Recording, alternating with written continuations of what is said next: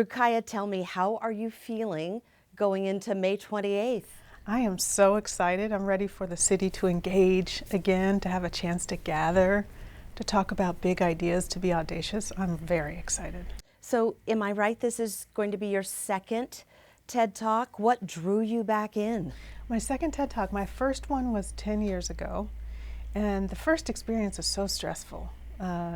Learning to distill down your ideas to a short speech, to deliver it with conviction, the stress of the moment, it was overwhelming.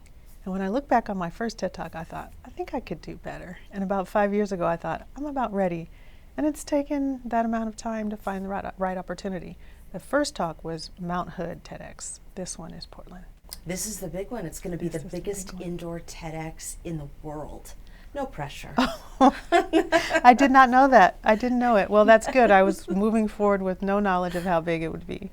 When you get butterflies, because I've heard some stories from other speakers who, like, in the trash can behind stage. I mean, it is like literally, when you say nerve-wracking, that's an understatement. When you get the butterflies, like, how does that manifest?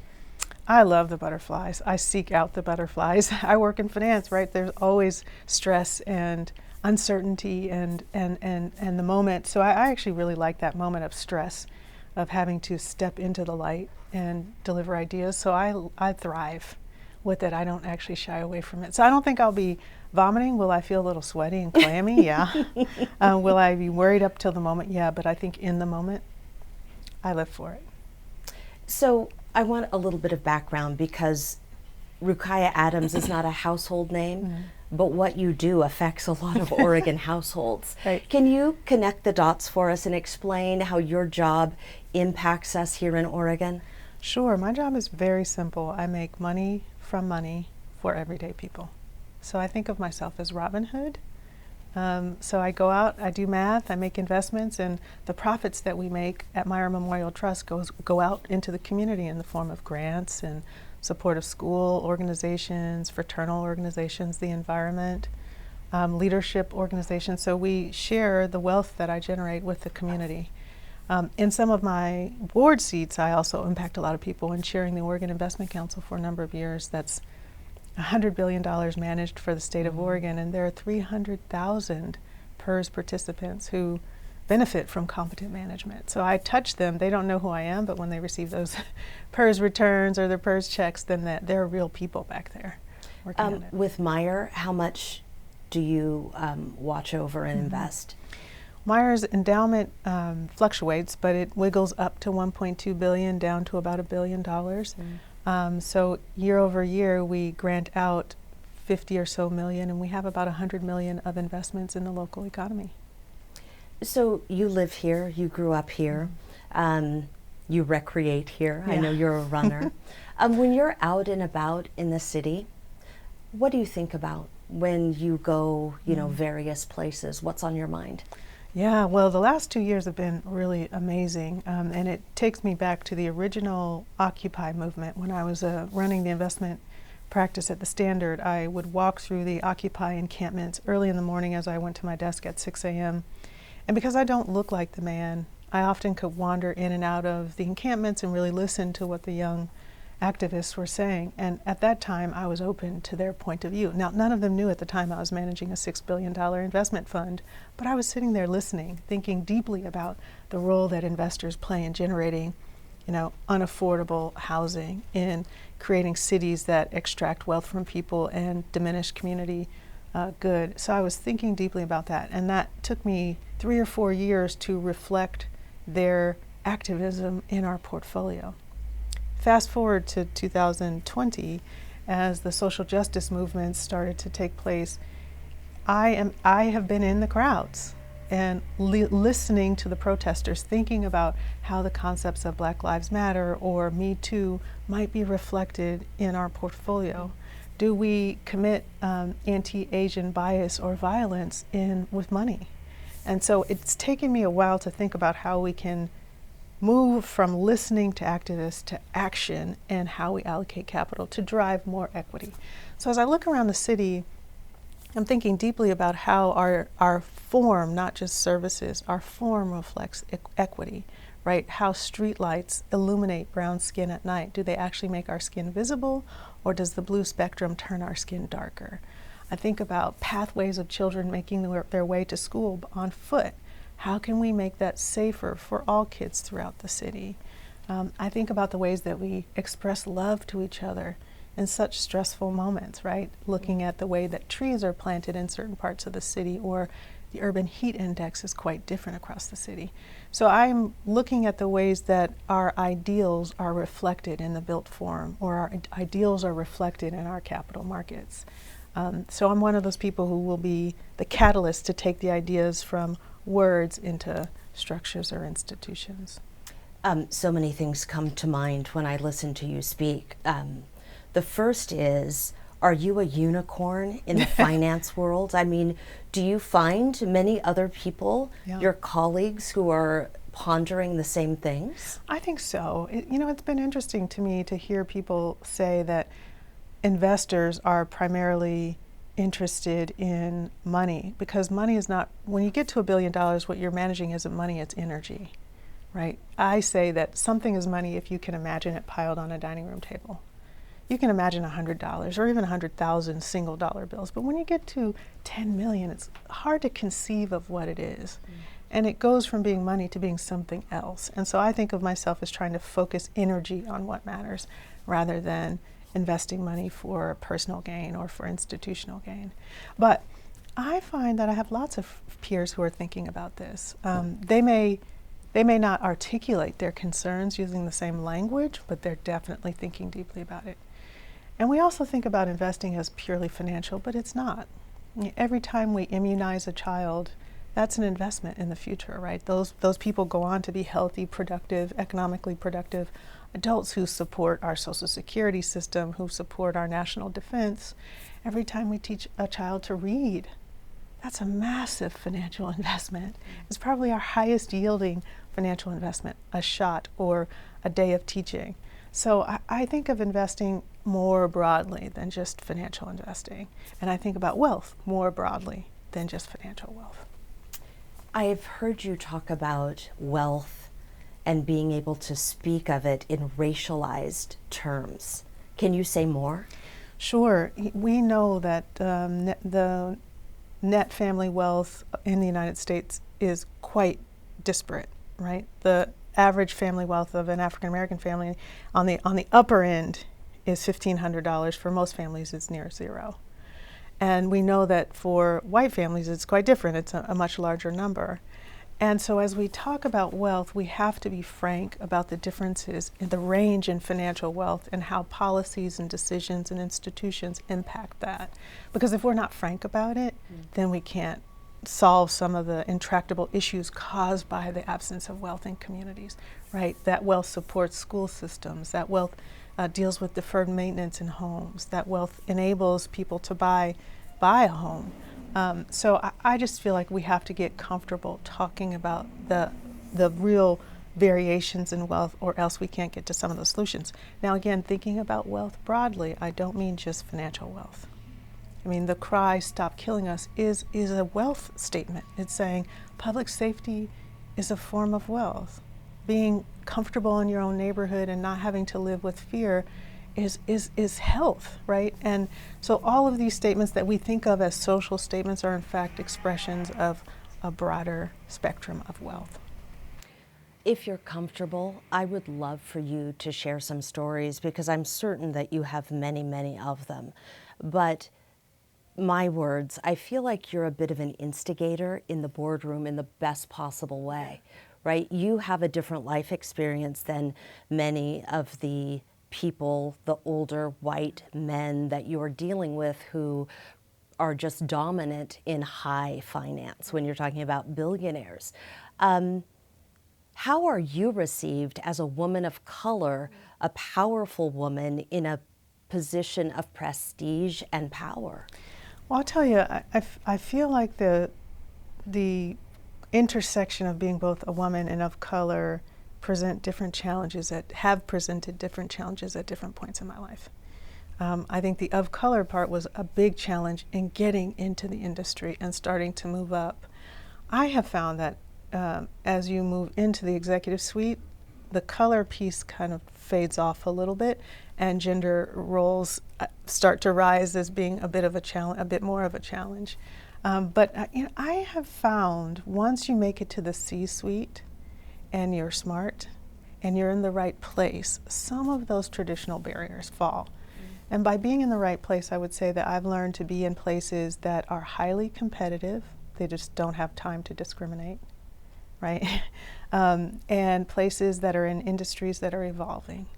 So as long as there's dynamism, then equality is kind of forced because of the competitive nature of it. It's really the sort of placid, slow, sleepy institutions that are the biggest challenges. Now, some of those institutions are big. Some may say government would be in that category, or whole sections of finance and insurance might be in that category. But I have found that for ambitious women of color at that intersection, if you're in the right environment, some of the barriers you think might be disadvantages are actually advantages. So for me in finance, for example, being black and female meant that I got more information than other people. And so being an information node when you're in an industry that has to make quick decisions, having more information is really valuable. And so what is perceived as a social disadvantage in a high stress, high pressure environment actually is an advantage. So I've just learned to work with my advantages and to lean into the ways that people communicate with women differently. They share more information. To lean into the fact that sometimes people are intimidated by me because that solves, it sweeps away a lot of nonsense out of my life. So I'm at the point now that I feel like people have to code switch to me because they know I have the information. And that has happened just because of, I think, positional power and some technical skill. And maybe luck that I'm coming of age at this time when people are more open to it. And to have more black women in the public sphere, right, with Justice Ketanji Brown Jackson being promoted to the Supreme Court and having a black woman vice president. I feel like that this moment is one, there's a little bit of a crack in the facade, and I'm going to kick it down and just walk through it. I want to stay on that point for a moment, because when people hear code switch, almost exclusively, they think of a person of color assimilating into a white environment. And I know that you have called assimilating into a white environment a black woman's superpower. But when it's reversed and people have to code switch to you, what does that look like? Sometimes it's clumsy. So in some meetings, people will say things like, "Oh, hey, girl," and I'm like, "Hey, we're not, that's not the switch that I want." Or, "Hey, sis," in ways that are a little bit too, in language that are too informal. Or a lot of it is language-based, where urban slang is used with me, or that people carry their bodies slightly differently. Or in the case of people really trying to impress me, they'll bring food that they know would comfort me, right? A sweet potato pie or other soul food related treats, right? So that stuff happens when you control the capital and other people have to petition you for investment. There is a switch to the person who has the power to allocate capital. Some of it is where we meet, right? So I had someone suggest that we meet at a new coffee shop in Northeast Portland that's owned by a black woman, and they were signaling to me that they were thoughtful about where we'd meet and where they thought I'd feel comfortable. Now, those people don't know I'm a member of the Arlington Club too, so we can meet there. But I do appreciate the privilege of having people feel the need to switch to me, and or at least to be thoughtful about the words that they use and the places that we gather and the food that we eat. And I feel it. There's a lot of switching. And I don't think it's just black and brown people switching to a white dominant culture. I mean, you see that a lot with men in sport. A lot of men switch. They code switch when they watch sports or they engage in social behavior. So I think it's a little more complicated than our initial take on it.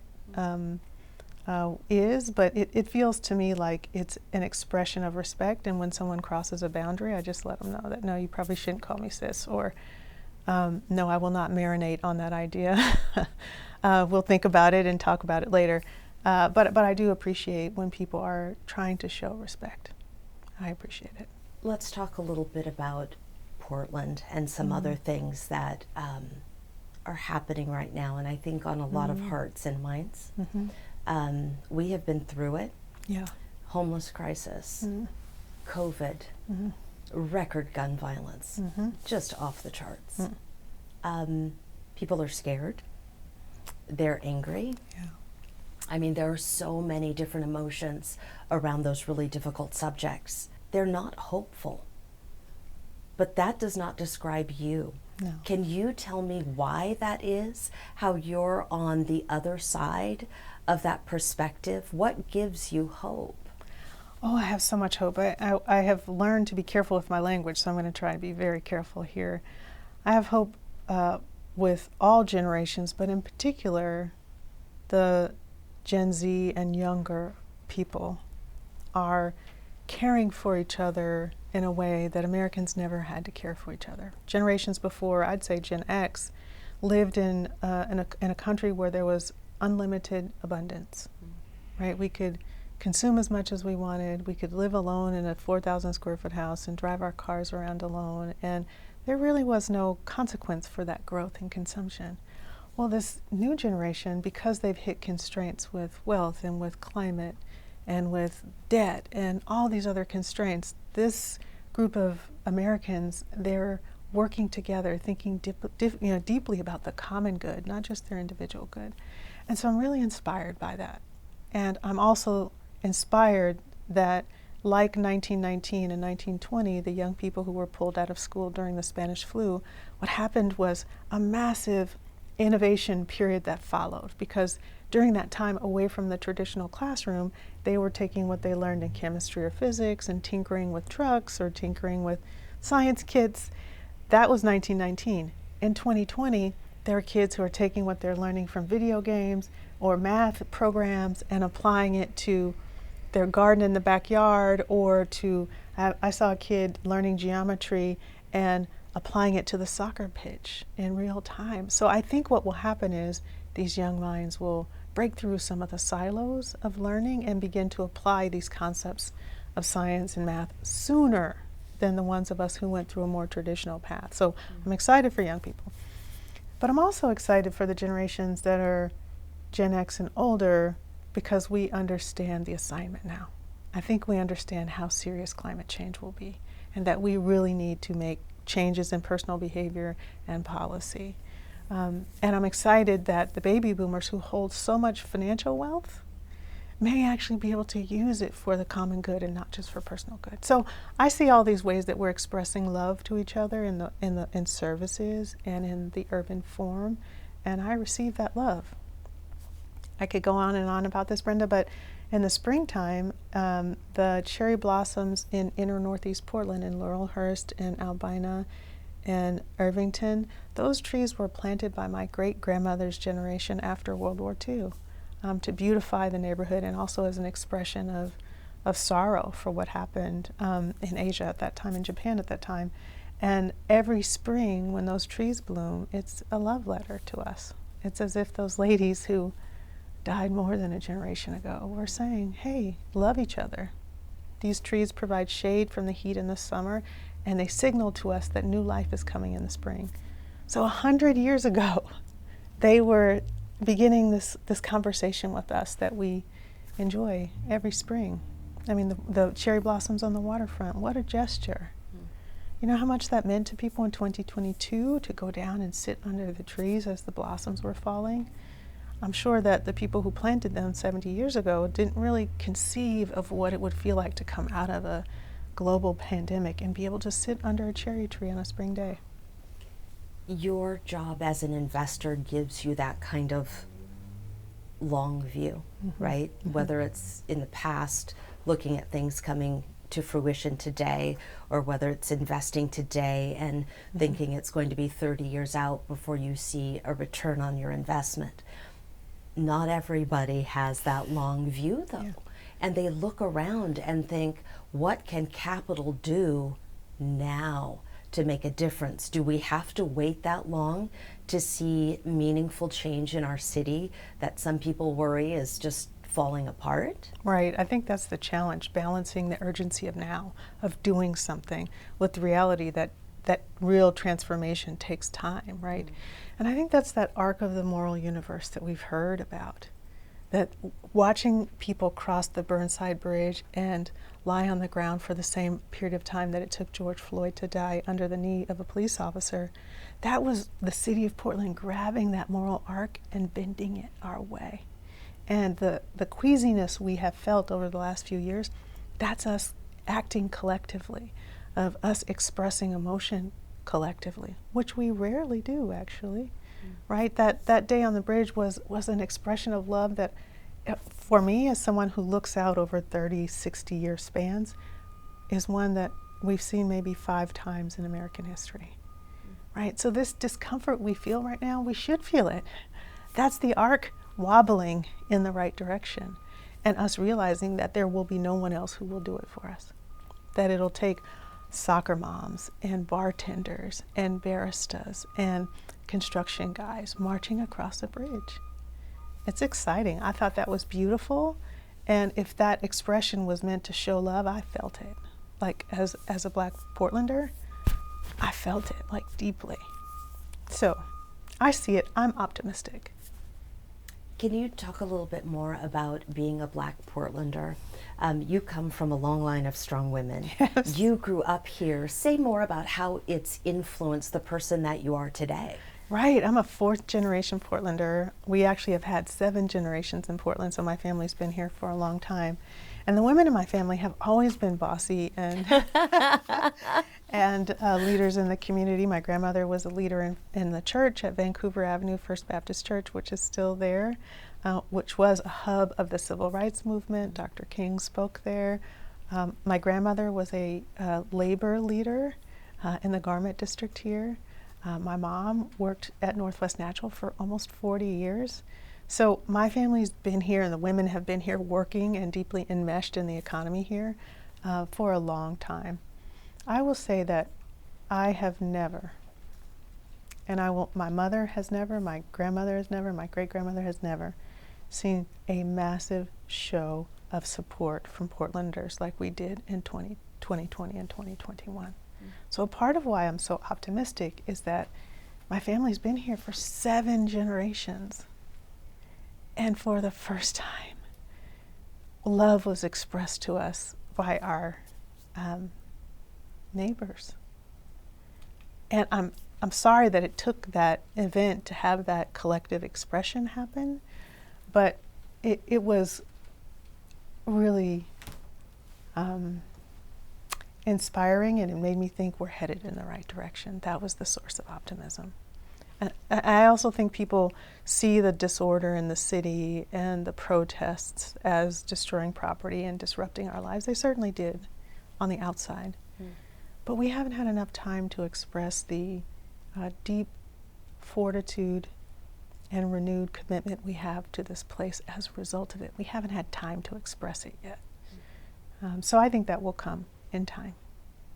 So are you more on the side of that being a movement instead of a moment? It's a part of a movement that started 500 years ago. That arc, again, I think we struggle to place ourselves in the longer history because we live in slices of time.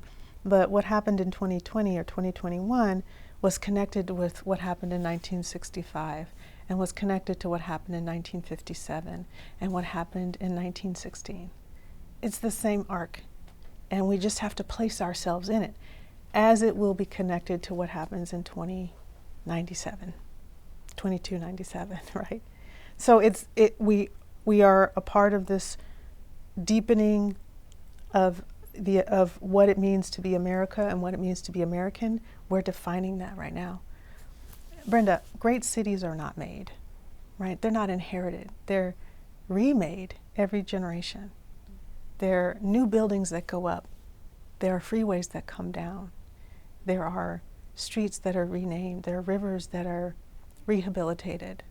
And I think what we are coming to see as Portlanders is that we must remake this beautiful city. We've inherited a bit of structure, but we have to bring it to life with how we love each other. And so I'm excited at the prospect of that. I saw a picture of you online that stuck with me. You were wearing a t-shirt with the big slogan that said "Spiritual Gangster." Right. What does a spiritual gangster mean to you? I swim in deep waters. I'm trying to connect to people in the most human and tender spaces.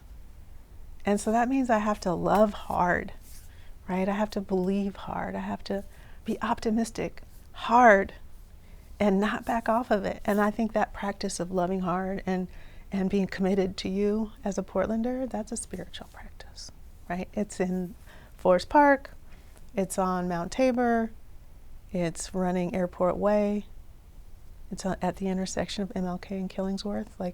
You have to be committed to it. And I'm committed to Portland. Is that why you came back home? Because you worked on Wall Street with the biggest and the best, and you end up back in the Rose City? Yeah, Brenda, I have to say that I did not come back to Portland with intention. Portland called me home. I didn't think that I would return after living most of my adult life in San Francisco and New York. I came back to spend time with my mother, and on a run in Forest Park with the moist air in my lungs and the smell of the hummus of pine needles and plants growing, I realized how much I missed the place. And so I feel called back home at this moment. I didn't come back with intention.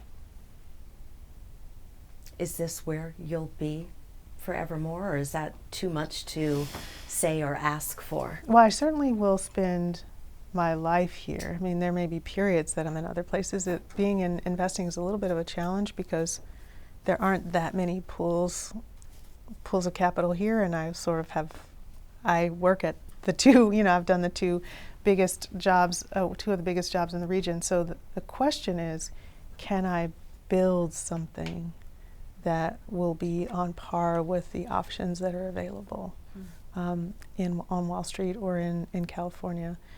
And it's interesting that we don't have very many large pools of financial capital, but we have huge pools of natural capital here. There's amazing human capital. Looking at what happened on the bridge and these discussions that we're having about the form of city government, there's enormous civic capital here, right? And so I'm trying to think about how we can become the keepers of lots of different kinds of capital, not just financial capital. I haven't quite figured it out yet, Brenda. One of the things I was really interested in, and I'm not sure where it stands because that's kind of outside of my realm, is an idea. I'm not sure, you articulated it, I'm not sure who came up with it, but it is that the people who live and work in a neighborhood are invested in that community, invested in those businesses, not just perhaps in the home that they could own, but the wider community. Is there a name for that? And is that something that is actually taking off? Are we going to see that in Portland? Are we seeing it right now? Yes, we're experimenting with several different forms of ways that people can invest in their community and not just have to buy a home fee simple, right? Putting 20% down. There are forms of investment like REITs, real estate investment trusts, that we are trying to figure out how mom and pop can invest in REITs that would hold commercial spaces, residential spaces in their neighborhood, instead of leaving that to high net worth individuals or wealthy institutions like Meyer Memorial Trust. So we're experimenting with an affordable housing REIT right now called the Portland Affordable Housing Partnership. And we are thinking deeply about land banking and how communities can hold land in trust for common benefit, and some other forms of common holding so that mom and pop can hold the land financially that they have often seen the wealth extracted because there's external ownership, But yes, we're trying to figure out how those models will work. There are places in the world where land is held communally. There are places in the country where there are large land banks, conservation banks. We often think about land banking for conserving natural habitats, right? The Nature Conservancy, or even Habitat for Humanity. Well, what we're pushing is, can we do the same conservation model with human habitats? Can we gather land and share the wealth with the people who live there? So that's the big idea, is conservation for humans. Is there anything that we haven't talked about? Anything that you would like Portlanders to know? Anything that I didn't ask you but should have? Well, I want to circle back to that optimism thing, because I think people think of optimism as a personal trait, and it's not. It's something we share, right? And we're expressing love and optimism every day. Again, taking your child to school is an expression of optimism for the future, for not just their future, but our collective future. We often say we don't know what kid will grow up to be president. Well, we're investing in so many of them, right? So when I see parents taking their kids to school, I almost want to say thank you for expressing your love to me, right? Or when we see people caring for trees so that the trees can survive, that's an expression of a desire to care for people in the future, right? Or planting a tree that you'll never sit under the shade of, right? It's pretty amazing. So I would like Portlanders to stop and look around at the many ways that strangers are expressing tenderness to each other, because there's so much pain that we see. There's so much anger at failure or inaction. There's rage at the way that some people in the community are treated. All of those emotions are on the surface. What I think we need to see more of is the tenderness and love expressed around us. The ways that people stop for you when you're crossing the street, right? Or the ways that we think about older people first.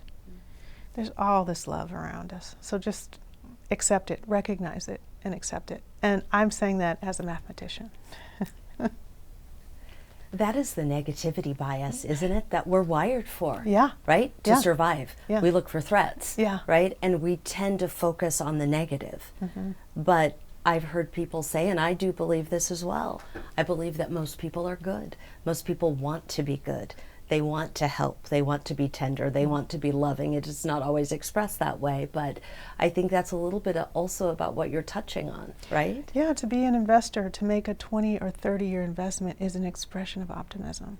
I have to believe in our capacity to work together to resolve these issues with climate change, with feeding more of us on less arable land, of healing our bodies.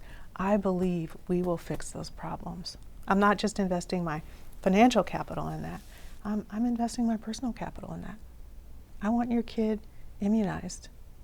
I want your mother cared for. I do. There has been much written about you and your storied career, but I always like to ask, and I feel like you would tell me, I'm not sure what you're going to say, but I always like to find out something that hasn't been written. What would people be surprised to know about Rukaiyah Adams? Well, in college, I was a DJ on a local radio station. And I think if I could do anything for fun, it would be a DJ. I love this. I would play soul tunes. I got the worst 2-hour or 4-hour span. It was like Monday mornings from 4:30 in the morning to 8:30 in the morning, which maybe is your work day. And I would play soul tunes on this small college radio station to farmers who were getting up in the morning to milk their cows, and they were listening to me on the local soul radio station in Minnesota. In Minnesota, the Minnesota farmers and Rukaiyah Adams. That's good. What are you listening to these days, by the way?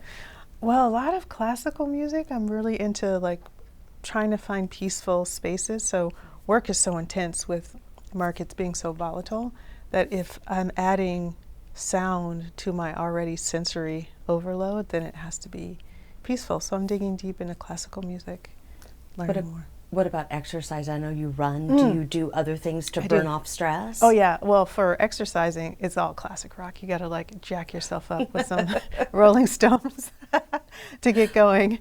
But I like all music. There's no music that I dislike.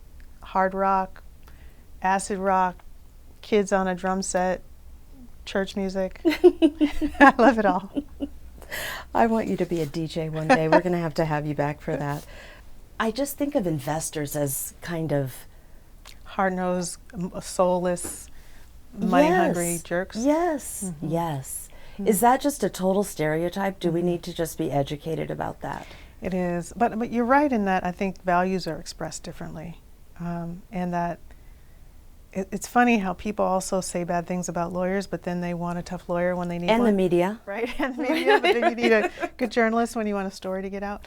Yeah, I think some of the stereotype is true, but for successive generations, I think it's not true. And I think we need more people like me, right? Because when I have $1 billion or handle $1 billion, I bring to it the feeling of being a girl growing up in public housing in Northeast Portland, right? I bring to that experience an awareness of how women are underpaid, so the women on my team are not underpaid. I bring with it a sense of urgency, so I don't just invest, for the long-term future and just harvest wealth for myself or our institutions. So I am bringing myself to it and having more and different people in the role of allocating capital, I think will be really important to America's future. I mean, all of the debates we're having, I think we're certainly having in finance, but it's the people who have the power to allocate the capital, not count it, not spend it, but to allocate it. They have to be engaged in this conversation, thinking deeply about how they cause the problems that we have to respond to socially. Is that why you chose not to go into politics and you went into finance? You're addressing some of these problems with capital instead of with political capital, perhaps? Yeah, and I think the what people call politics, I would say public capital versus private capital. And at some point, I hope that some of the ideas that I express in pools of private capital, I will have the opportunity to express in pools of public capital, because there's a whole other scale, right? You can impact so many more people. But I feel like I'm still learning the craft of capital allocating and doing it in $100 billion pools instead of $1 trillion pools. And so there's still learning. There's still time for me to learn. I need to mature a bit before stepping up into larger pools. In what way? That surprises me. Listen, Brenda, sometimes I'm thinking, girl, if you don't get out of my face, like right now, or I am learning to manage my response and behavior in ways that will be suitable for the public theater. And that, I think that takes time. That takes time. We do not see the fiery side of you, do we? No. Not in the public sphere. I have learned to be very careful with that, because the one downside of being at the intersection of black and female is that sometimes anger and rage is or even sadness is misconstrued.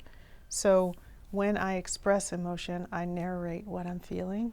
And so I've just learned to be very careful with really showing what's happening.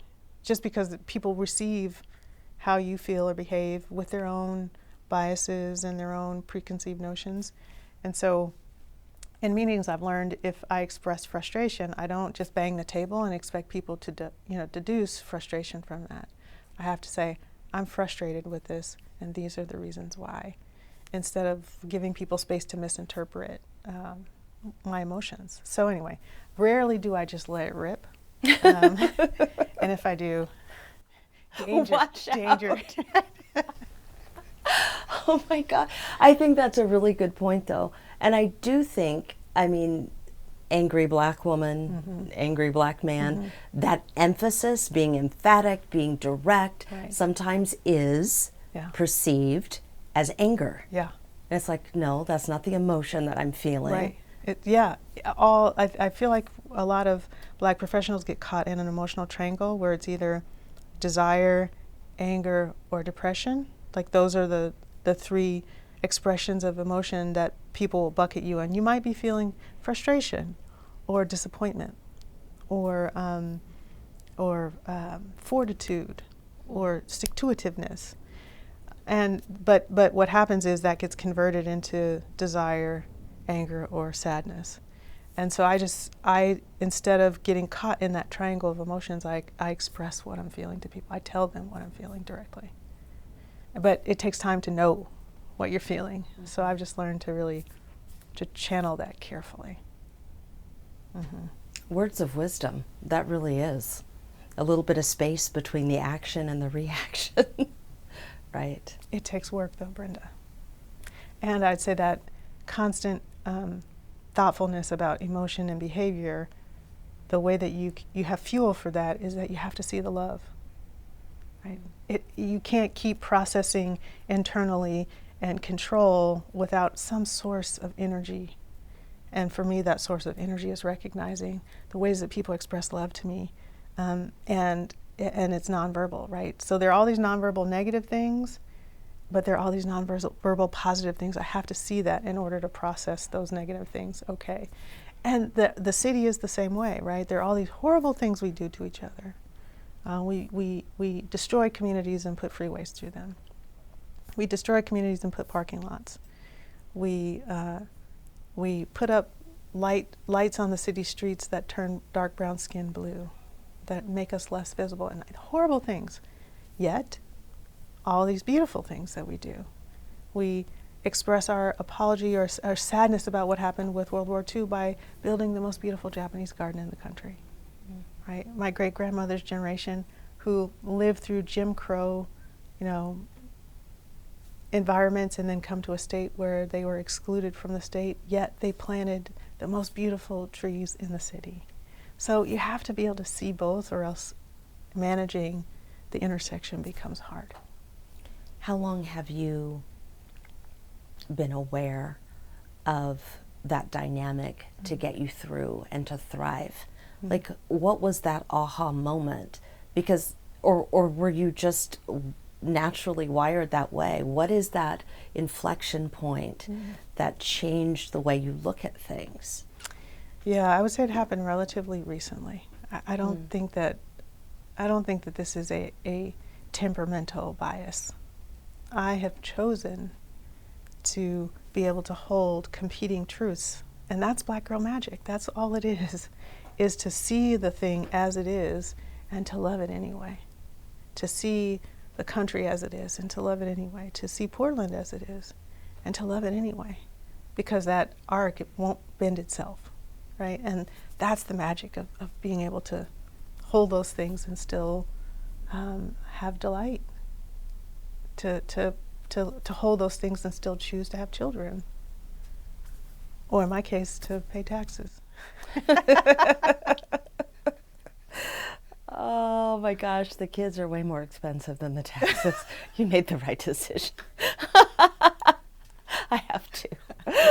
Well, good. And they're immunized and educated, I assume. Yes, they are. All right, we need them. Right, they're future investments. I'm so excited to see what will happen. Yes, first they have to take care of their mother when I get there. I'm going to put them to work. Thank you. That was beautifully said. I appreciate you, sharing an hour with us or so. Thank you for having me. This is amazing.